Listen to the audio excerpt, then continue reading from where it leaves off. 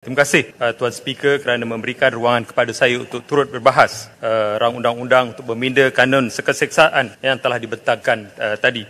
Jadi saya melihat bahawa pindaan-pindaan ini termasuklah penggantian Seksyen 305, penggantian Seksyen 306 dan pemotongan Seksyen 309 adalah satu perkara yang saya kira sangat penting di masa ini, yang juga telah diusahakan selama ini. Cuma saya melihat bahawa dikriminalisasi cubaan bunuh diri ini, yang sebelum ini sebagai satu kesalahan jenayah, adakah ia je bermakna bahawa hukuman ataupun akta ataupun undang-undang yang telah sedia ada selama ini telah gagal untuk kita implementasikan di dalam negara kita? Adakah suatu kajian dibuat sama ada ia je benar-benar tidak dapat menghalang cubaan-percubaan bunuh diri yang berlaku di dalam negara kita? Saya juga melihat bahawa sejauh mana sebenarnya di dalam negara kita ini rakyat di dalam negara kita faham ataupun mendapat maklumat bahawa cubaan bunuh diri ini adalah salah satu daripada kesalahan jenayah. Saya kira sebahagian besar daripada masyarakat di luar sana tidak memahami undang-undang yang kita ada, yang akhirnya saya kira kita gagal untuk menurunkan kadar bunuh diri dalam negara kita. Alih-alih yang saya kasih sekalian, saya melihat bahawa kalau kita lihat daripada laporan-laporan di dalam media dan termasuklah laporan daripada PDRM menunjukkan bahawa kemurungan adalah salah satu faktor yang paling utama bagaimana cubaan bunuh diri ini berlaku ataupun tingkah laku bunuh diri ini berlaku di dalam negara kita, yang cukup mengkhawatirkan apabila kita melihat daripada pelaporan-pelaporan itu melihatkan prevalence kemurungan yang ataupun tingkah laku bunuh diri ini semakin meningkat di kalangan remaja-remaja kita berumur antara 13 hingga 17 tahun. Sudah tentu ia akan memberikan kesan kepada masa depan mereka, kesempatan ataupun peluang untuk mendapatkan pendidikan selanjutnya, kesempatan ataupun peluang untuk mendapat pekerjaan apabila mereka ini terlibat dalam cubaan bunuh diri dan mendapat hukuman daripada undang-undang yang kita ada, sudah tentu ia akan memberikan impak yang cukup besar. Sebab itu saya melihat bahawa pentingnya di sini adalah satu usaha yang telah dilakukan untuk mendiskriminasikan cubaan bunuh diri ini, satu usaha yang saya kira sangat penting.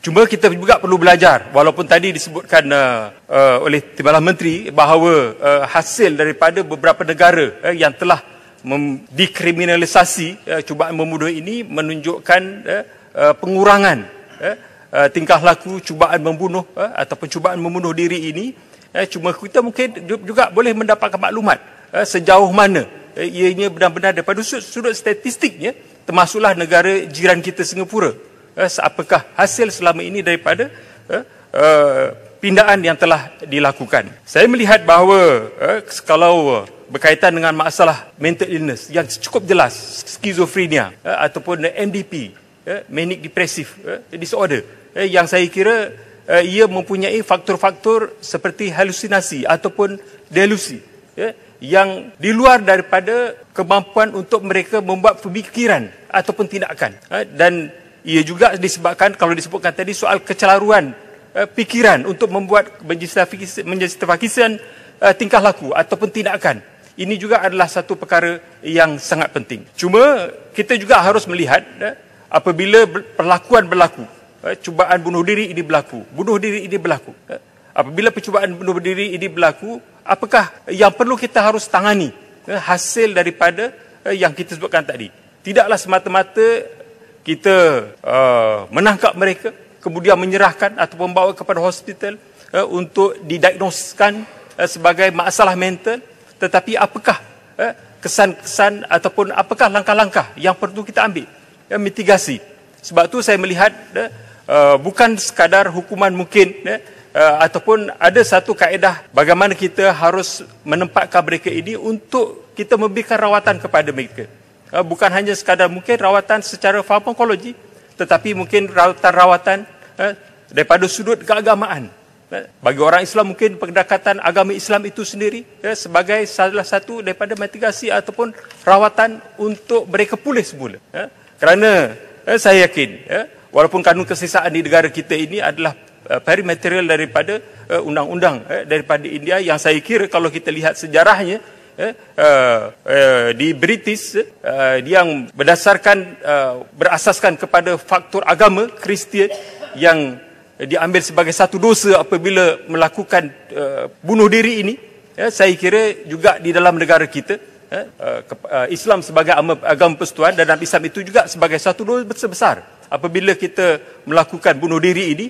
Dan saya kira ini juga kaedah yang kita boleh gunakan terutamanya kepada masyarakat yang beragama Islam. Betullah saya melihat bahawa usaha ini adalah satu usaha yang sangat baik. Cuma saya melihat tadi bukan dia berlaku, dan saya harapkan ada satulah mungkin daripada sudut tanggungjawab sebagai kerajaan di negara kita mendirikan satu pusat untuk memulihkan ataupun merawat. Kalau kita ada masalah dadah, kita ada pusat serenti, pusat rehabilitasi.